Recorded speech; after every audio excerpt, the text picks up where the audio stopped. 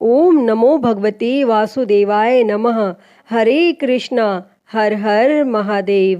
प्रिय भक्तजनों, आज हम इस वीडियो में राई दामोदर की कहानी सुनेंगे। तो चलिए सुनते हैं। उससे पहले आप सभी एक बार भगवान श्री कृष्ण का जयकारा अवश्य लगाएं। तो आप सभी प्रेम से बोलिए, भगवान श्री कृष्ण की जय, राई दामोदर जी की जय। एक समय की बात है, एक गांव में एक माँ और बेटी रहते थे। बेटी का नाम राई था। वह बहुत ही सुंदर और सुशील थी और भगवान श्री कृष्ण की पक्की भक्त थी। एक बार भगवान श्री कृष्ण ने उसकी परीक्षा लेने की सोची, इसीलिए वह डांसरिया बेचने वाले बनकर आए और आवाज देने लगे। तब राई अपनी माँ से बोली, मुझे भी डांसरिया चाहिए। माँ बोली, मैं पैसे कहाँ से लाऊं? बाजरी है, वह ले जा। तब बाजरी को भगवान श्री कृष्ण ने फूंक मारी तो फूस उड़ के राई की आंखों में गई और राई जोर जोर से रोने लगी। तब भगवान वहां से अंतर ध्यान हो गए और वैद्य का रूप धारण कर वहां आ गए और आवाज देने लगे। तब राई की माँ बाहर आई और बोली, वैद्य जी, मेरी बेटी की आंख में फूस गिर गया है, उसे निकाल दो। और भगवान बोले, अगर मैं फूस निकालूं तो उसका विवाह मेरे साथ करना पड़ेगा। और राई की माँ तैयार हो गई और दोनों की सगाई कर दी और कार्तिक शुक्ल 11 के दिन विवाह निश्चित किया। तब माँ सोचने लगी, बेटी को क्या दूंगी। सोने की दुकान पर जाकर बोली, मेरी राई के लिए लौंग और बिछिया घर दे। सोनार बोला, मुझे समय नहीं है, मैं तो कृष्ण भगवान के गहने घड़ रहा हूँ।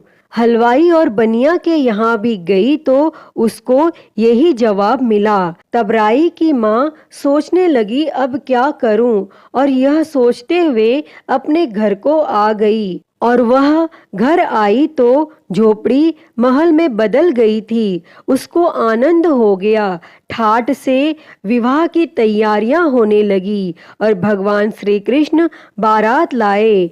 तब माँ ने खूब ठाट से राई का विवाह भगवान कृष्ण के साथ कर दिया और भगवान श्री कृष्ण राई को लेके द्वारिका गए तो राई के महल में ही रहने लगे और दूसरी रानियां इससे चिढ़ने लगी। फिर सावन का महीना आया। सावन में राई पिहर गई। तब भगवान श्री कृष्ण ने सोचा, राई को तीज भेजूं।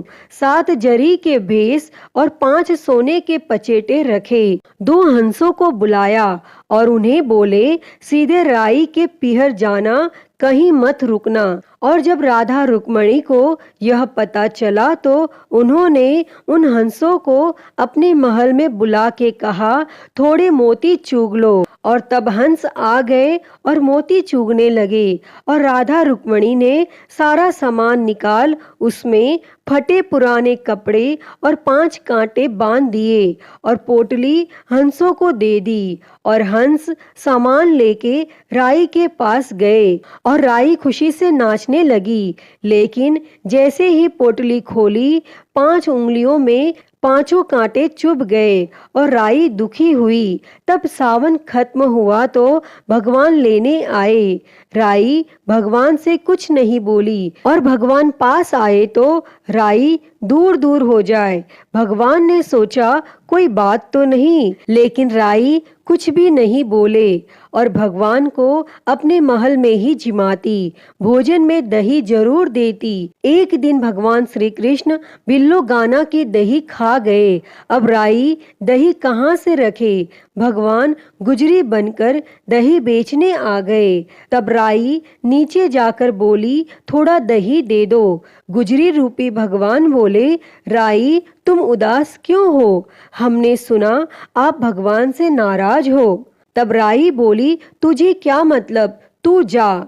तो गुजरी रूपी भगवान बोले, हम सहेली जैसी हैं, तो मन की बात कहो, मैं किसी से नहीं कहूँगी। तब राई ने सारी बात कही और सुनते ही भगवान को अचंभा हुआ और वे असली रूप में आ गए और बोले, यह कैसे हुआ? मैंने तो जरी के बेस और सोने के पचेटे भेजे थे। फिर भगवान श्री कृष्ण ने हंसों को बुलाकर पूछा, तुम कहीं रुके तो नहीं? तब हंस बोले, राधा रुक्मणी के महल में रुके थे और कहीं नहीं रुके। फिर भगवान श्री कृष्ण ने राधा रुक्मणी को बुलाया और पूछा, आपने ऐसा क्यों किया? और वह बोली, आप हमारे महल नहीं पधारे, इसीलिए हमने ऐसा किया। भगवान बोले, आप हमको प्रेम से बुलाते तो हम जरूर आते। फिर भगवान श्री कृष्ण बोले, कार्तिक का महीना राई को दूंगा, 5 दिन राधा रुक्मणी को और 11 सत्यभामा को दूंगा। और इस तरह भगवान श्री कृष्ण ने सबको मान दिया। अतः हे भगवन, जैसा आपने राधा रुक्मणी और राई को मान दिया, वैसा ही सबको देना। तो बोलिए भगवान श्री कृष्ण की जय, राई दामोदर जी की जय।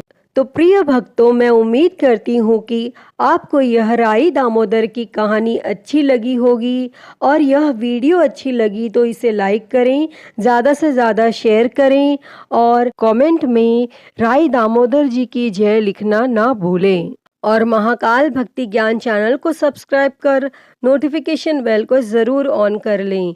हर हर महादेव। धन्यवाद।